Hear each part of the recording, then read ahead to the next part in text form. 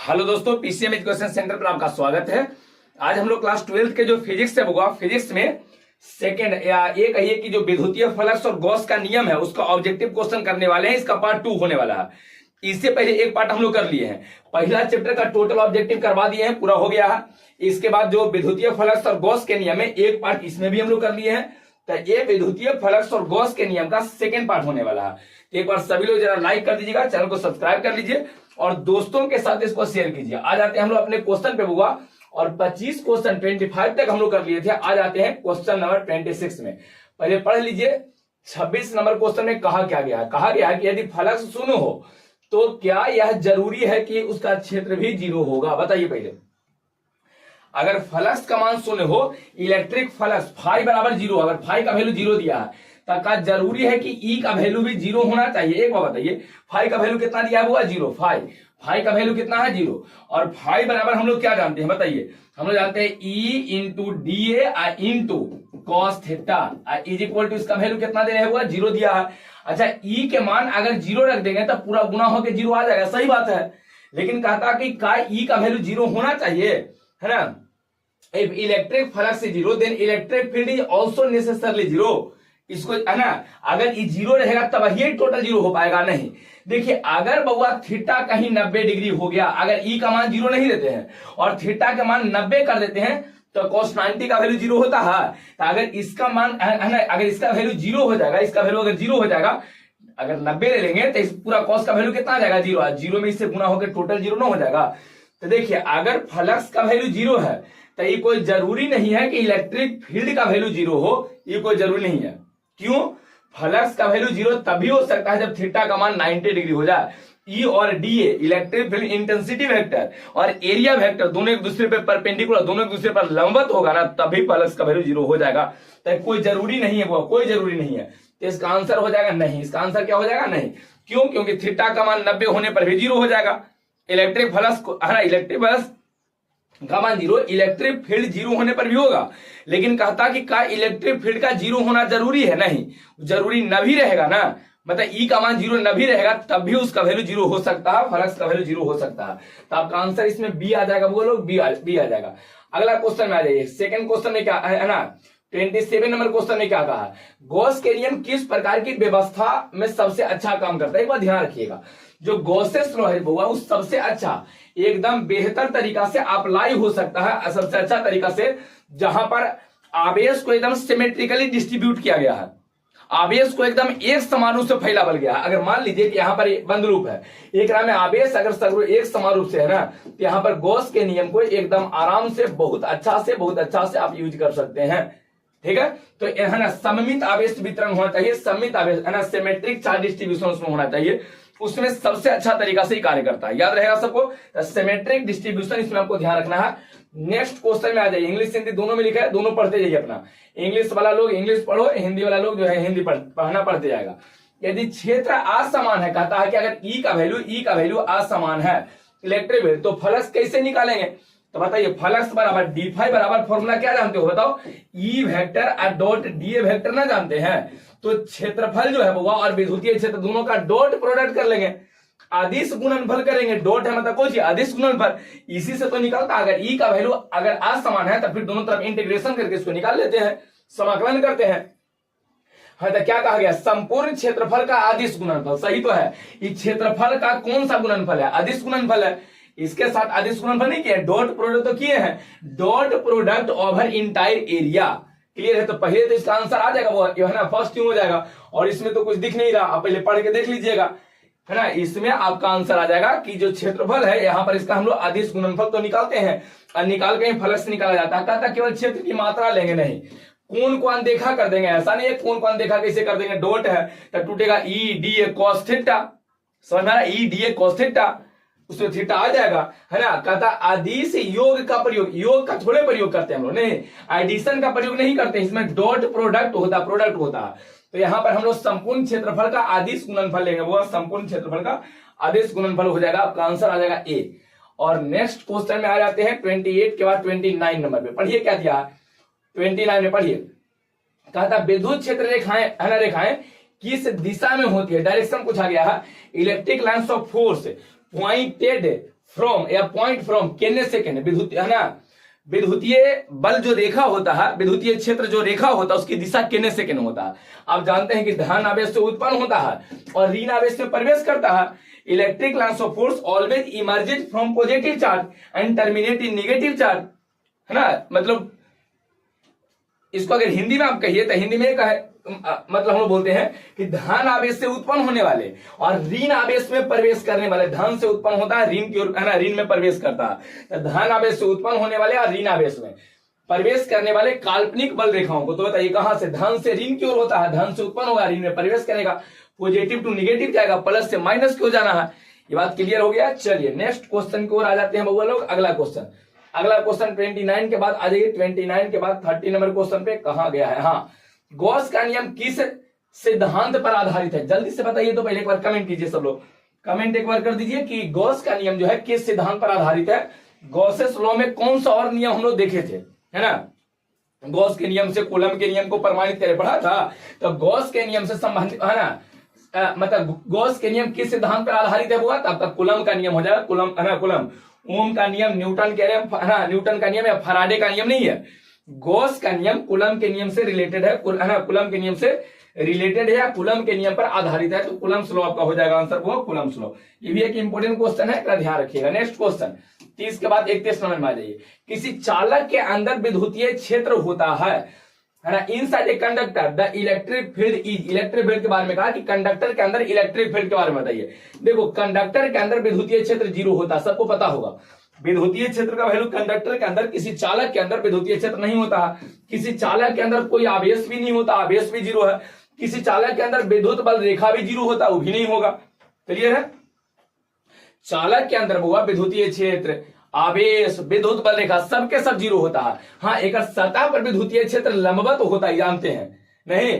तो पूछा गया कि चालक के अंदर विद्युतीय क्षेत्र कितना होगा, तो 0 होगा, 0 हो जाएगा। Inside a conductor the electric field is 0, charge 0, no electric lines of force present inside the conductor. किसी कंडक्टर के अंदर कोई इलेक्ट्रिक लाइन्स ऑफ फोर्स भी नहीं होता, विद्युत बल रेखा भी नहीं होता। तो चलिए आपका आंसर आ जाएगा 0, सी हो जाएगा, इसका आंसर होगा सी। नेक्स्ट क्वेश्चन में आइए 31 के बाद 32 नंबर। कहता गॉसियन सतह कैसी होती है, बताइए। ये भी एक इंपॉर्टेंट क्वेश्चन है कि गॉसियन सतह कैसा होगा, किस टाइप का। गॉसियन सरफेस पढ़ा है कि गॉस के नियम के सहायता से विद्युतीय क्षेत्र के प्रबलता ज्ञात करने के लिए एक काल्पनिक सतह खींचा जाता है, काल्पनिक होता है ना। एक काल्पनिक सतह, सबसे पहले तो ये काल्पनिक रहेगा, वास्तविक होता नहीं है ना, काल्पनिक होता है, वह काल्पनिक होता है, इमेजिनरी होता है, एक काल्पनिक। If we want to calculate the value of electric field intensity vector with the help of Gauss law, then B draw an imaginary surface which is called Gaussian surface। तो सबसे पहले तो एक काल्पनिक होता है, इमेजिनरी सरफेस होता है। और कैसा होता है, तो दूसरा गॉसियन सरफेस हमेशा बंद होता है, वो क्लोज होता है, बंद होता है, हमेशा बंद होता है, कभी ओपन सरफेस नहीं होता। गॉसियन सतह, गॉसियन सरफेस कभी ओपन नहीं होता, हमेशा क्लोज होता है, हमेशा बंद होता है। ध्यान रखिएगा, हमेशा कैसा होता है, बंद होता है। तो बताइए गॉसियन सतह कैसी होती है। पहला कहा कि वास्तविक और भौतिक होता है ना, बिल्कुल ना, ऐसा तो होगा नहीं, है ना। दूसरा कहा था हमेशा गोलाकार होता है, नहीं। गॉसियन सतह का आकार या आकृति, आकार चाहे आकृति कुछ भी हो सकता है, कुछ भी हो सकता है। ऐसे हो करके खींच देगा, ऐसे करके, ऐसे आय चक्राई करके कुछ खींच देता है बउआ। तो ध्यान रखिएगा गॉसियन सतह हमेशा गोलाकार नहीं, गोलाकार होता है लेकिन हमेशा गोलाकार नहीं रहेगा, किसी भी शेप या साइज का ही हो सकता है। अगला कहता कि कल्पित होता है और बंद होता है, मतलब कल्पित मतलब इमेजिनरी, इमेजिनरी होता है, काल्पनिक होता है और क्लोज होता है, बंद होता है। आपका आंसर आ जाएगा अनियमित, ऐसा कुछ नहीं है। अब कल्पित और बंद हो जाएगा, वो क्लोज और इमेजिनरी हो जाएगा। आंसर आपका सी आ गया होगा। चलिए तो नेक्स्ट क्वेश्चन की ओर हम लोग बढ़ जाते हैं। अगला क्वेश्चन 32 के बाद 33 नंबर में आ जाइए। 33 में क्या कहा गया, पहले देख लीजिए क्वेश्चन, पहले पढ़ लीजिए। इनमें से कौन गॉसियन सतह नहीं हो सकता, कौन गॉसियन सतह नहीं हो सकता। Which of the following can not be Gaussian surface, can not be, कौन नहीं हो सकता, कैन नॉट बी कहा गया, कौन नहीं हो सकता, कौन गॉसियन सतह नहीं हो सकता। सबसे पहले गोलाकार हो सकता है, बिल्कुल किसी भी शेप या साइज का हो सकता है, गोलाकार तो हो ही सकता है। दूसरा कहा घनाकार, घन बंद नहीं होता तो भी होगा। जो चीज बंद होता है उस सबके सब गॉसियन सतह हो सकता है, बंद। बेलनाकारी भी बंद होता है। अंतिम में कहा गया है खुला पृष्ठ होगा, बताइए खुला पृष्ठ कभी ओपन सरफेस होगा, कभी नहीं। गॉसियन सतह हमेशा बंद होता है, हमेशा बंद होता है, हमेशा बंद होता है। और इसमें कहा है खुला होगा, तो ई आपका आंसर नहीं होगा, डी आपका आंसर आ जाएगा कि कौन गॉसियन सतह नहीं है, तो खुला वाला गॉसियन सतह नहीं होता है। नेक्स्ट क्वेश्चन में आ जाइए 33 के बाद 34 में। कहता फ्लक्स शून्य होता है जब, कह रहा है कि फ्लक्स का मान 0 कब होता है, electric flux is zero when सबसे पहले चार्ज सतह के अंदर हो। अगर ऐसे गॉसियन सतह खींचे हैं, अगर अंदर चार्ज होगा तो चार्ज अगर अंदर होगा हुआ तो क्यू कितना डिवाइडेड बाय तो फ्लक्स हो जाएगा हुआ, कभी 0 होगा नहीं होगा। चार्ज अगर अंदर है तो अंदर वाला charge divided by epsilon not, कभी 0 नहीं होगा। चार्ज सतह के बाहर, हाँ अगर वह चार्ज यहां न रह के, चार्ज यहां न रह के बाहर रहता, बाहर चार्ज होता, तो एक अंदर कोई आवेश है नहीं, तो एक अगर अंदर आवेश नहीं है, एक अगर अंदर आवेश नहीं है बुआ, एक अगर अंदर आवेश नहीं है तो 0 बटे एप्सिलॉन नॉट का वैल्यू 0 हो जाएगा। तो बताइए अगर सतह के अंदर कोई चार्ज ही नहीं है ना, सतह के अंदर कोई इलेक्ट्रिक है ना चार्ज, ये जो आउटसाइड द सरफेस बाहर है, अंदर कोई चार्ज ही नहीं, तो फ्लक्स का वैल्यू 0 हो जाएगा।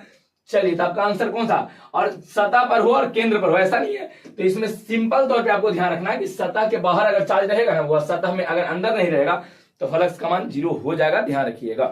क्लियर है।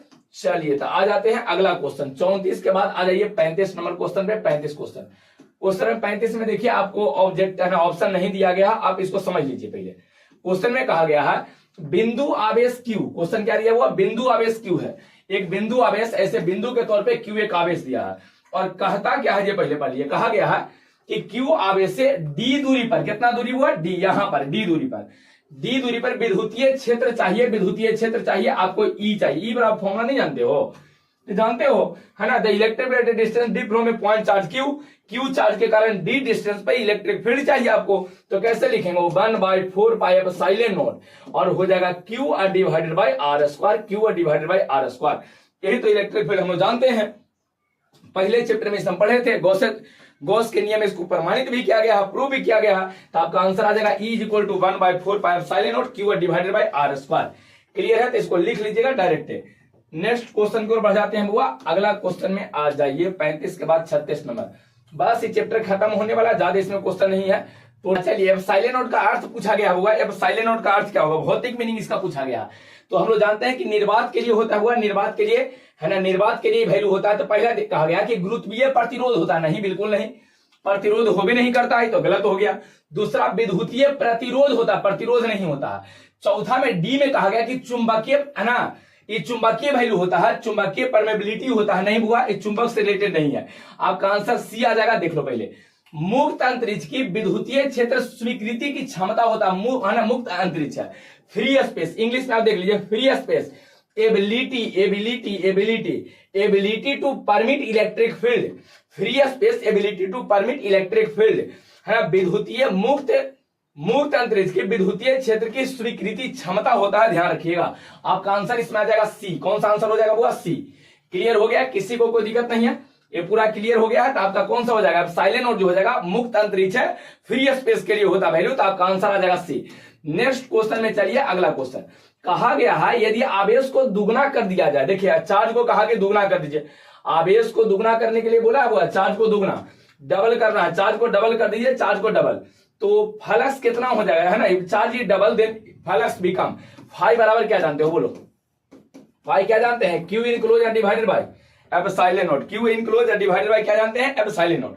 अगर हम चार्ज को दुगना कर देंगे तो फ्लक्स भी दुगना हो जाएगा, डायरेक्टली तो है, तो फ्लक्स डबल हो जाएगा। कहां गया हुआ दुगना, दुगना डबल हो जाएगा ना, आपका आंसर भी आ जाएगा, डबल हो जाएगा। क्यू का मान दुगना करेंगे तो आपका क्या, उसको फ्लक्स भी आपका डबल हो जाएगा। फॉर्मूला के आधार पे Q = या phi = Q enclose divided by epsilon not, दुगना करेंगे फ्लक्स भी आपका दुगना हो जाएगा। नेक्स्ट क्वेश्चन 37 के बाद आ जाइए 38 नंबर क्वेश्चन पे। कहा गया 38 नंबर क्वेश्चन पे आइए, कहा गया हुआ 38 नंबर क्वेश्चन में, यहाँ देखिए इंग्लिश वाला थोड़ा सा लंबा चौड़ा हो गया है, हम आगे दिखा देते हैं, पहले इसको पढ़ लीजिए। क्वेश्चन में कहा क्या गया है, कहता है कि यदि बिंदु आवेश किसी बंद सतह से बाहर स्थित है, अगर बंद सतह है से बाहर कोई आवेश स्थित है, तो उस सतह से फ्लक्स होगा, बताइए फ्लक्स होता कितना होगा, एक अंदर वाला आवेश, तो अंदर कोई आवेश नहीं है, divided by epsilon not, value 0 ना हो जाएगा, शून्य हो जाएगा। If a charge lie outside the close surface then net flux will be, है ना, अगर आउटसाइड है बाहर है, एक अंदर कोई चार्ज है ही नहीं है, तो अंदर चार्ज नहीं है तो फ्लक्स 0 हो जाएगा। बात क्लियर है, फ्लक्स 0 हो जाएगा। चलिए नेक्स्ट क्वेश्चन में आ जाइए, जो भी इसको इंग्लिश में क्वेश्चन देखना चाहते हैं अपना देख लीजिए। फिर इधर हम कर देते हैं। देखिए if A point charge lie outside the close surface the flux through surface is 0 हो जाएगा। क्लियर है। चलिए आ जाते हैं नेक्स्ट क्वेश्चन की ओर बगुआ लोग। अगला क्वेश्चन 38 के बाद 39 नंबर पे। और बदमाश जल्दी। हाँ, कहता क्या है, पढ़िए क्वेश्चन में क्या कहा गया है, कहा है बगुआ, कहा है क्वेश्चन में पढ़िए। कहा गया है यदि घन के केंद्र, घन दिया, अच्छा घन का मतलब क्या कीजिए ना कि आज जो रूम में बैठल है, रूम में बैठल हो सब लोग कि बाहर कहीं खेरहन्नी में लेके आओ, गर्मी का मौसम है, खेरहन्नी में अपना लुंगी बिछाया आराम से सुतल है ऐसे करके देख रहे हैं। घर में अगर चार दीवारी के अंदर है, घर के अंदर है, तो घर में बताइए के वो सतह होता है, दीवार गिनो 1 2 ऊपर 3 4 सामने पीछे, तो 4 2 6 हो गया टोटल, गिन के देखिए। तो ये पूरा बंद है। कहता कि अगर केंद्र पर यहाँ पर वो यहाँ पर एगो हम चार्ज को रख दिए, आवेश को रखे हैं, तो ऐसे करके केंद्र पर बगुआ एक आवेश रख दिए हैं, तो एक कारण फ्लक्स पूछा गया। यदि घन के केंद्र पर आवेश क्यों रखा जाए तो फ्लक्स बताइए। यही तो कहा गया। Point charge cube placed at the centre of A cube, cube के सेंटर पे रखा गया, देन नेट फ्लक्स कितना हो जाएगा, अंदर चार्ज क्यू है डिवाइडेड बाय एप्सिलॉन नॉट, तो क्यू है डिवाइडेड बाय एप्सिलॉन नॉट हो जाएगा, Q divided by epsilon not हो जाएगा। क्लियर है। चलिए नेक्स्ट क्वेश्चन में बढ़ जाते हैं। अगला 39 के बाद आइए 40 नंबर क्वेश्चन पे। 40 नंबर क्वेश्चन पढ़ो, क्या दिया है, गॉसियन सतह का चयन की है ना किस पर निर्भर करता है। गॉसियन सतह का चयन, अगर हम लोग को कोई गॉसियन सतह खींचना होता है, देखिए पहले तो गॉसियन सतह में पढ़ावल गया था कि गॉसियन सतह जो होता हुआ ये किसी भी आकार या आकृति का हो सकता है, पहला चीज है ना। गॉसियन सतह किसी भी आकार या आकृति का हो सकता है, कैसे हो सकता है, अगर कोई बिंदुवत चार्ज है ना, कोई चार्ज इतना लाए हैं इतना मैंने, और ऐसे करके समेट के यार कैसे गोबरवा सब ठोकता ऐसे से फैलल रहता और एक से लेकर दाएं से मार देता है, तो अगर एक ही ऐसे करके गोल गोल रख के यहाँ पर रख दिए इसे, तो अगर बिंदुवत आवेश है तो गॉसियन सतह गोलाकार होता है। लेकिन एकरे अगर पूरा छितरा दें, पूरा कुछ करें छितरा दें, तो छितरा देंगे तो उसमें गॉसियन सतह बेलनाकार होता है, बेलनाकार। तो आवेश पर भी निर्भर करता है कि आवेश है ना कैसे रखल है, ऐसे करके रखल है, फैला के रखल है, कैसे रखल है, आवेश पर निर्भर करता है, आवेश पर। और दूसरा उसकी ज्यामिति पर भी निर्भर करता है, आवेश और ज्यामिति है ना। आवेश अगर ज्यादा है कम हो उस पर निर्भर करेगा। ज्यामिति कहने का मतलब कि कैसे रखल गया है, तनिके मनी आवेश है लेकिन पूरा फैला के रखल गया है ना, उसको ज्यामिति कहेंगे। आवेश ढेर मनी पूरा एकदम सगरो फैलल है, उसको ज्यामिति कहा जाएगा। तो ज्यामिति कहने का मतलब है कि कैसे रखे हैं। आवेश कहने का मतलब आवेश ज्यादा है कम है, पहला। ज्यामिति मतलब कैसे रखल गया, ज्यादा या कम आवेश को रखे कैसे हैं, है ना, कैसे किस तरह से उसको रखे हैं, तो उसको ज्यामिति कहा जाता है। जैसे हम लोग जैसे मान लीजिए कि क्या है ज्यामिति कहने का मतलब एक और समझा देते हैं। जैसे आप लोग रूम में रहते हैं, तो रूम में जब रहते हैं तो देखते हो बिछौना जैसे तैसे फैला के फेंक देते हैं, आधा उन्ने आधा उन्ने आधा इन्ने आधा इन्ने करके, उसको ज्यामिति कहा जाएगा। अब पता चले कि हमको सरियाना आता है ना, पिताजी आ रहे थे, हम आराम से उसको सरिया देगा तो उसको कहा जाएगा, लूरेट देगा, कहीं लूरेट के रख देगा तो उसको ज्यामिति कहा जाएगा। समझ में आया, ज्यामिति। बिछौना ढेर मनी है ना तो उसको आवेश कह रहे हैं। तो ध्यान रखिएगा कैसे रखल जाता है वो ज्यामिति होता है, कैसे रखल जाता है वो ज्यामिति है। तो आवेश को रखे कैसे, ऐसे गोल गोल रखे हैं, आवेश को ऐसे फैला के रखे हैं सब लोग, एकदम पूरा चौरापट फैला दिया इसे, ये सब ज्यामिति कहलाता है। फैला दिया पूरा ज्यामिति हो जाएगा, है ना।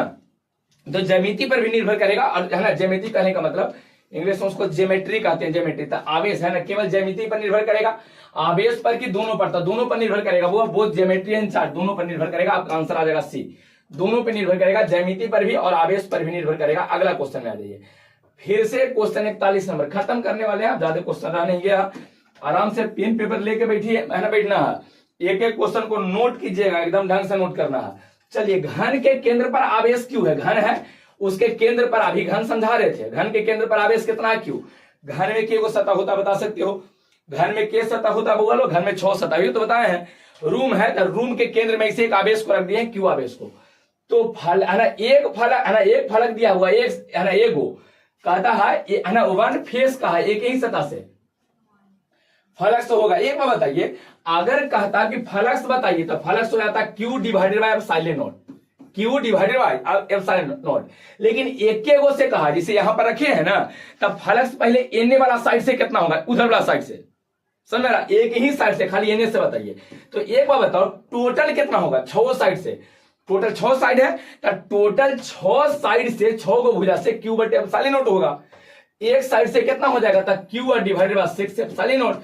6 गो से इतना क्यू बटे एप्सिलॉन नॉट, एक गो से कितना होगा था 6 से भाग भी ना देंगे, 6 से भागे तो देंगे। 6 गो कलम के दाम अगर 60 रुपया है तो एक कलम के दाम कितना हो जाएगा 60 बटे 6 10 रुपया हो जाएगा। तो यही तो हम लोग बोल रहे हैं कि 6 सतह से क्यू बटे एप्सिलॉन नॉट, तो एक सतह से कितना होगा था क्यू और डिवाइडेड बाय एप्सिलॉन नॉट पे 6 से भाग दे देंगे। एक ही फ्लक्स से पूछा, इससे पहले वाला क्वेश्चन में कहा था ना कि फ्लक्स बताइए कुल फ्लक्स कितना होगा, तो कुल फ्लक्स क्यू बटे एप्सिलॉन नॉट होगा। लेकिन एक है ना, अगर एक से कहेगा तो क्यू और डिवाइडेड बाय 6 एप्सिलॉन नॉट होगा। आपका आंसर कौन सा आ गया, देखिए तो बी नहीं हो जाएगा। एक ही फलक से कहा है, एक सतह से कहा है, एक फेस से कहा गया है, इसका आंसर क्यू और डिवाइडेड बाय 6 एप्सिलॉन नॉट आपका हो जाएगा आंसर। नेक्स्ट क्वेश्चन में बढ़ जाते हैं लोग, अगला क्वेश्चन पढ़िए। पहले अगला क्वेश्चन में कहा क्या गया है, अगला क्वेश्चन में क्या कहा गया पहले पढ़िए। हाँ जो बउआ क्वेश्चन नंबर 42 पे पहुंच गए, 42 नंबर, थोड़ा सा बड़ा सा क्वेश्चन है इंग्लिश वाला में, पहले पढ़ लीजिए, इसके बाद इंग्लिश वाला क्वेश्चन दिखाते हैं। पढ़िए। कहता फ्लक्स अधिकतम होता है जब विद्युतीय क्षेत्र और सतह के बीच का कोण कितना होना चाहिए, बताओ। फाई बराबर क्या जानते हो, डी फाई बराबर जानते हैं E vector dot D A vector, तोड़ते हैं तो E D A cos theta. अब कहा गया है कि एक मान अधिकतम होना चाहिए, मैक्सिमम होना चाहिए, तो अधिकतम होने के लिए इसका अधिकतम मान मैक्सिमम वैल्यू होना चाहिए। मैक्सिमम होने के लिए थीटा कितना होगा बताओ। एक बार बताइए कोस का अधिकतम मान कितना होता है, एक, अगर एक का मान सबसे ज्यादा रख देंगे तो फ्लक्स मैक्सिमम हो जाएगा। तो कॉस का अधिकतम मान 1 होता है, और कॉस कितना डिग्री पर 1 होता है भगवान, 90 डिग्री, सॉरी कॉस 90 का मान 1 होता है, गलती नहीं हो जाएगा। कॉस 0 डिग्री, कॉस 0 पर वैल्यू कितना होता है 1, कॉस 0 का वैल्यू 1। अगर फाई का मैक्सिमम वैल्यू चाहिए तो यहाँ कॉस का भी अधिकतम वैल्यू, एक का मान ज्यादा रखेंगे तो नहीं ज्यादा होगा, एक का मान और ज्यादा तो इसका वैल्यू और ज्यादा। अगर कॉस का मान अधिकतम तो फ्लक्स भी अधिकतम, तो कॉस के अधिकतम मान 1 होता है, और 1 कब होता है जब थीटा 0 होगा तब। तो यहाँ पर 0 डिग्री आपका आंसर आ जाएगा बी। किसी को दिक्कत है इसमें, बी आपका आंसर आ जाएगा वो बी। क्लियर हो गया है। नेक्स्ट क्वेश्चन की ओर बढ़ जाते हैं, अगला क्वेश्चन। चलिए 42 के बाद आ जाते हैं 43 नंबर क्वेश्चन पे। 43 सदिश क्षेत्रफल की दिशा। अच्छा एक में एक दिक्कत रहेगा कि सर इंग्लिश वाला क्वेश्चन में नहीं दिखा है। देखिए flux is maximum when angle between electric field and surface is, चलो देख लिए हो। हाँ चलिए अब आ जाते हैं अगला क्वेश्चन में।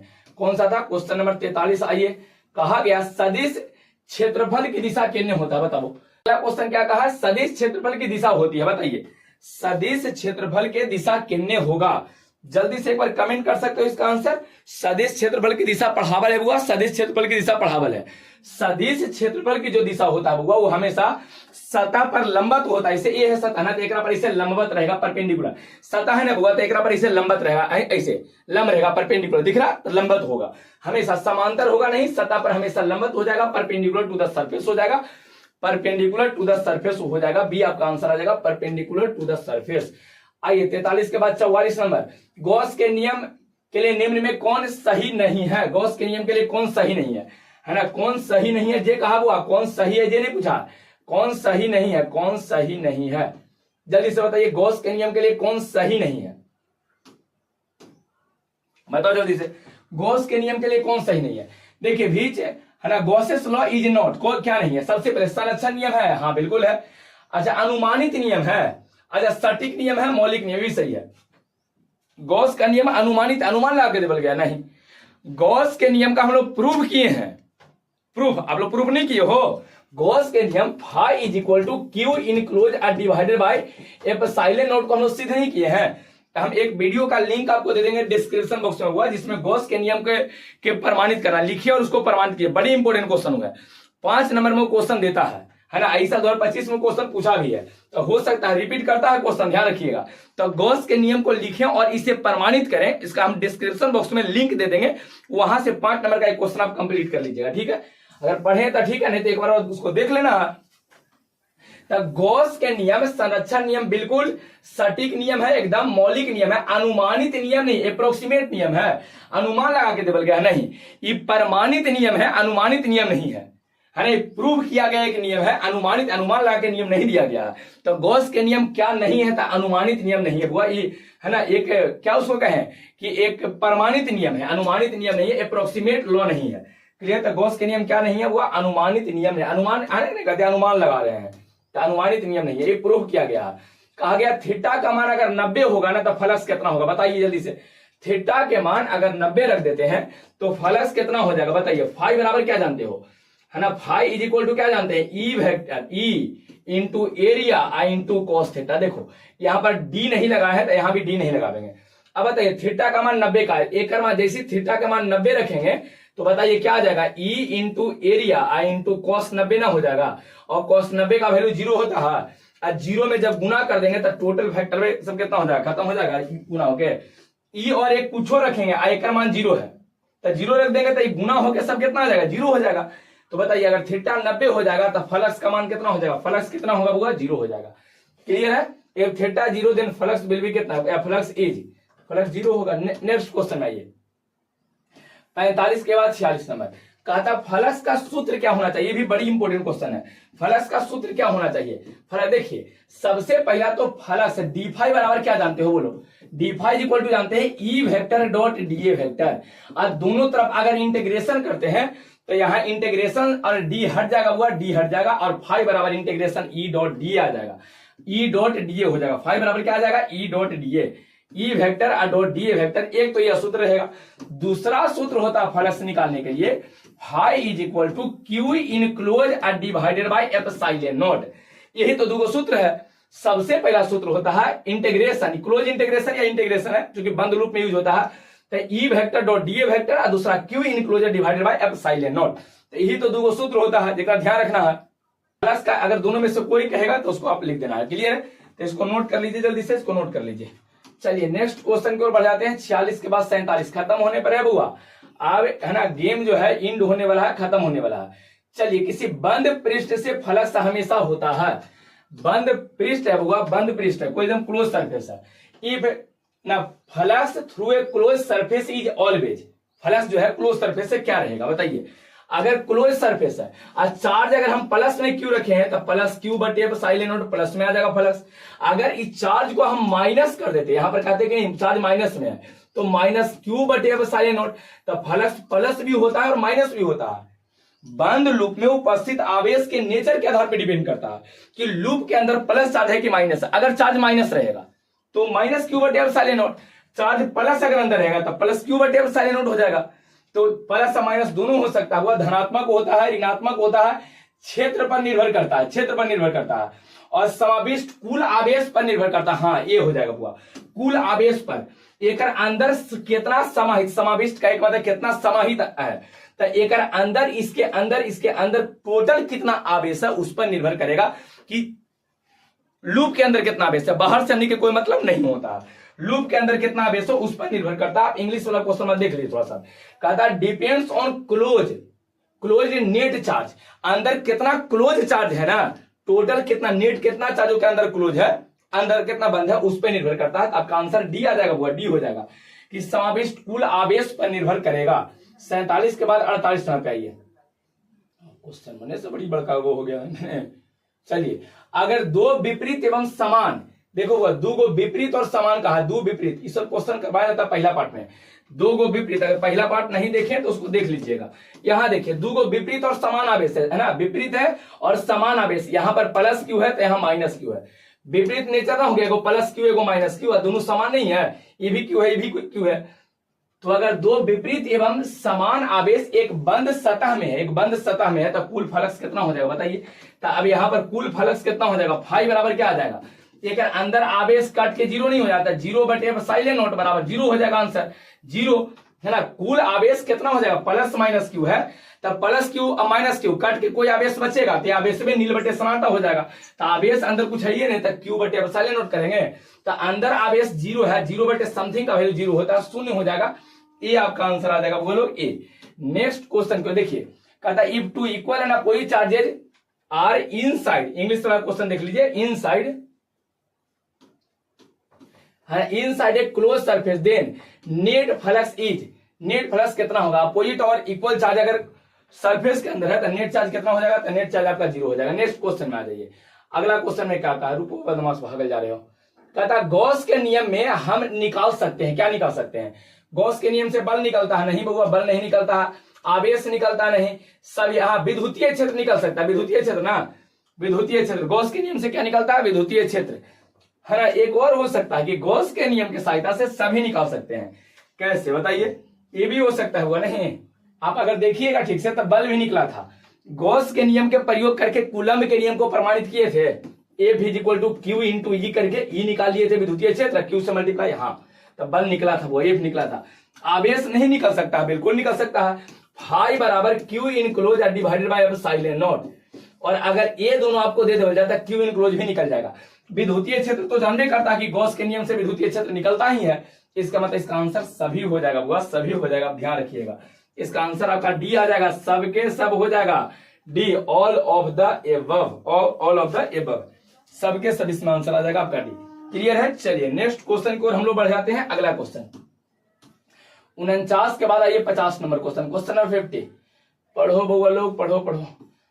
गॉस का नियम किस सिद्धांत से निकलता है? बताइए कौन सिद्धांत से? गॉस के नियम अभी बताए थे, कूलम्ब के नियम हुआ, कूलम्ब के नियम। गॉसेस लॉ किससे रिलेटेड है? कूलम्ब के नियम से रिलेटेड है। और तो एक्स्ट्रा दे, न्यूटन के ग्रेविटेशन लॉ से है, गुरुत्वाकर्षण नहीं, फराडे का नियम, ओम का नियम नहीं, अभी तो क्वेश्चन करवाए हैं, है ना, कूलम्ब के नियम से, तो 20 का आंसर हो जाएगा। अभी करवावल क्वेश्चन है, क्वेश्चन करवाए हैं। चलिए हो सकता है लास्ट क्वेश्चन हो या एक आध क्वेश्चन और बचा होगा, जल्दी से आंसर कीजिए। विद्युतीय क्षेत्र का स्रोत कौन है? बताइए विद्युतीय क्षेत्र क्यों, कहां से विद्युतीय क्षेत्र निकलता है ना? विद्युतीय क्षेत्र कहां से? आवेश से, चुंबकीय क्षेत्र, मैग्नेटिक फील्ड से, ताप से, या दबाव से, प्रेशर से, किससे? बताइए। तो अगर कोई आवेश लिए है तो आवेश से विद्युत बल रेखा नहीं निकलता है, यही जो विद्युत बल रेखा जहां तक निकलता है वही तो विद्युतीय क्षेत्र होता है, चारों पट्टी वही ना होता है। इलेक्ट्रिक फील्ड तो ही होता है। What is the source of electric field? तो आवेश हो जाएगा चार्ज, आवेश के चारों उपस्थित क्षेत्र को विद्युतीय क्षेत्र कहते हैं। The field present around a charge particle, charge के चारों जो फील्ड होता है वही तो विद्युतीय क्षेत्र कहलाता है, इलेक्ट्रिक फील्ड कहलाता है। तो आवेश आपका आंसर हो जाएगा, आवेश आ जाएगा। चलिए क्लियर है। आइए एक और क्वेश्चन आ देख लीजिए 52, एक आध क्वेश्चन और है लगता है 52। गॉस के नियम का उपयोग किसके लिए किया जाता है? बताइए। गॉस के नियम का प्रयोग कहला विद्युतीय चुंबकीय क्षेत्र निकालने के लिए नहीं, विद्युतीय क्षेत्र, हाँ ताप निकलता है नहीं, दबाव निकलता नहीं, तब विद्युतीय क्षेत्र निकलता है। गॉस के नियम के सहायता से विद्युतीय क्षेत्र के प्रबलता के लिए व्यंजक प्राप्त करें। सुने हो, बहुत सारा क्वेश्चन में सुना होगा जिसमें गॉस के नियम के सहायता से आप पढ़े होंगे, आप लोग, अब पढ़ावल भी किया है आप लोग को, नहीं कि विद्युतीय क्षेत्र के प्रबलता निकाले, विद्युतीय क्षेत्र निकाला जाता है। विद्युतीय क्षेत्र आपका आंसर इसमें बी आ जाएगा, वो बी आपका आंसर आ जाएगा, बी आ जाएगा। क्लियर है। चलिए एक और क्वेश्चन आया है, हाँ कह रहा 53 नंबर क्वेश्चन में क्या है, 53 नंबर में हिंदी में आ गया, हम बता देते हैं क्या है। एक है ना समान आवेशित लंबी रेखीय, है ना, रेखिक के चारों ओर विद्युतीय क्षेत्र, अरे वो इनफाइनाइट लाइन चार्ज दिया है, एक प्रणाली कैसे चार्ज दिया है। तो इलेक्ट्रिक फील्ड कितना था? 8 दूरी पर इलेक्ट्रिक फील्ड कितना था? बताइए। ई का मान था लेमडा बटे 2 पाई एप्सिलॉन नॉट आर नहीं था? बताओ तो। लेमडा बटे 2 पाई एप्सिलॉन नॉट आर नहीं पढ़े हैं? लेमडा बटे 2 pi epsilon naught into R पढ़े हो? लेमडा बटे 2 pi epsilon naught into R. अगर कोई लाइन चार्ज है, इनफाइनाइट लाइन चार्ज है, तो इस इनफाइनाइट लाइन चार्ज के कारण अनंत लंबाई के चालक तार है, तो उसके कारण विद्युतीय क्षेत्र लेमडा बटे 2 पाई एप्सिलॉन नॉट आर तो हम लोग पढ़वे किए हैं। तो कहा कि इलेक्ट्रिक फील्ड और आर के बीच क्या रिलेशन है? तो इनवर्सली है, वो 1/r है, देखो बटा में है तो 1/r, वो 1/r कौन हो गया? ये आपका आंसर आ जाएगा, वो ये हो जाएगा, वो 1/r। क्लियर है, ये आपका आंसर हो जाएगा। क्लियर। चलिए तो नेक्स्ट क्वेश्चन में आ जाते हैं बोलो। अगला क्वेश्चन में आइए, और अगला क्वेश्चन में यहाँ पर कौन सा क्वेश्चन है देख लीजिए, 54 नंबर क्वेश्चन। 54 नंबर क्वेश्चन में क्या कहा गया? पहले पढ़ लीजिए, हिंदी में आ गया, इंग्लिश में कहां चल गया? पढ़ देते हैं हम, इंग्लिश समझा देते हैं, परेशान कहला, देखिए ना सब हो जाएगा। आओ बदमाशी से। चलिए क्वेश्चन में कहता है यदि विद्युतीय क्षेत्र और सतह सामान्य के बीच कोण थीटा है, कोण थीटा दिया, इलेक्ट्रिक फील्ड और एरिया के बीच का कोण आपको थीटा दिया गया, थीटा कोण दिया गया, दोनों के बीच का कोण थीटा है, दोनों के बीच का कोण थीटा, तो फ्लक्स का मान होगा फाई पूछा है। तो बताइए फाई क्या जानते हो? ई जानते हैं, ए जानते हैं, कॉस थीटा जानते हैं, E into A into cos theta. E vector dot D A vector, वो तो डी फाई निकलता, लेकिन फाई चाहिए, तो यहां से डी हटा देंगे तभी काम आपका चल जाएगा, डी हटा देंगे तो इसको तोड़ेंगे तो ई डी ए, मतलब ई इंटू ए इंटू कॉस थीटा आता है, ई इंटू ए इंटू कॉस थीटा कौन आपका है? सी हो जाएगा। फ्लक्स तो पूछा फॉर्मूला। क्लियर है। चलिए नेक्स्ट क्वेश्चन में आते हैं बुआ, अगला क्वेश्चन में आइए। अगला क्वेश्चन 54 के बाद 55 नंबर है। चलो चलो चलो चलो, खत्म होने वाला है, बस खत्म होने वाला है। 55 नंबर क्वेश्चन देखिए, लगता है एक आध दो लास्ट में हिंदी में हो गया क्वेश्चन हुआ। कहता सतह इतना मीटर स्क्वायर, मतलब ये एरिया है, ये एरिया दिया हुआ, एरिया 2 मीटर स्क्वायर एरिया दिया, मीटर स्क्वायर एरिया तो होता है क्षेत्रफल, और विद्युतीय क्षेत्र ई का वैल्यू दिया 5 न्यूटन पर कूलम, 5 न्यूटन पर कूलम दिया। तो फ्लक्स कितना होगा बताइए, फाई बराबर क्या जानते हैं, ई इंटू ए इंटू कॉस थीटा, और थीटा देवे नहीं किया, तो थीटा ना दिया था, कॉस को हटा के मल्टीप्लाई कर लीजिए, ई में ए से मल्टीप्लाई करेंगे तो ई और ए को मल्टीप्लाई करेंगे तो ए का मान 5 है, ए का मान 2 है, तो 5 दूना 10 ना हो जाएगा, तो 10 कहां आपको दिया गया, देखिए तो कौन सा है, बी ना हो गया है, तो 10 आपका आंसर आ जाएगा। क्लियर है, एकदम नॉर्मल सब क्वेश्चन है, हुआ एक नॉर्मल क्वेश्चन है, तो इसे आप बना सकते हो। क्लियर, तो लो हुआ हो गया है कुछ इंड, खत्म हो गया हुआ ये चैप्टर जो है। आपको एक बात हम कह रहे हैं, देखिए ध्यान दीजिएगा, बात में कोची कहा जा रहा है, ये हम लोग चैप्टर पढ़े थे गॉस का नियम और विद्युतीय फ्लक्स, खत्म कर दिए हैं। ये तो चैप्टर था हम लोग को, गॉस के नियम और क्या था, विद्युतीय फ्लक्स, गॉस का नियम और क्या था हुआ, विद्युतीय फ्लक्स है। तो ये हम लोग खत्म कर लिए हैं, ये पूरा हुआ, पूरे चैप्टर को बहुत आराम से पढ़ने की जरूरत है। पहला पार्ट एक में, पहला चैप्टर का फर्स्ट चैप्टर वाला जो है, फर्स्ट चैप्टर टोटल करवा दिए हैं, पहला चैप्टर था, पहला चैप्टर के लिंक आपको हम डिस्क्रिप्शन बॉक्स में दे देंगे, टोटल वहां से देख लीजिएगा। पहला चैप्टर लाइव पढ़ा दिए थे। अच्छा, दूसरा में जो गॉस के नियम पढ़ाए, एक में 2 पार्ट है, जिसमें सेकंड पार्ट था, इससे पहले एक पार्ट और हो गया है, ये आपका सेकंड पार्ट था, तो पूरा कंप्लीट कर लेना है। ठीक है, वीडियो को लाइक कर दीजिएगा, चैनल को सब्सक्राइब कर लेना है, दोस्तों के साथ इसको शेयर कीजिएगा। ठीक है, चलिए तो रहने देते हैं बुआ, नेक्स्ट हम लोग अगला चैप्टर में अगले क्लास में मिलेंगे। ठीक है, सबको कोई दिक्कत रहेगा तो वीडियो के डिस्क्रिप्शन बॉक्स में आपको मोबाइल नंबर दिया गया, व्हाट्सएप नंबर, वहां से आप मैसेज कर दीजिएगा, आपको टोटल इन्फॉर्मेशन, जो भी दिक्कत किसी सब्जेक्ट में, physics, chemistry, math, Hindi, English, biology, history, geography, कुछ में दिक्कत रहे, आप केवल मैसेज कर दिए, उसका आंसर आपको मिल जाएगा। क्लियर है, चलिए तो।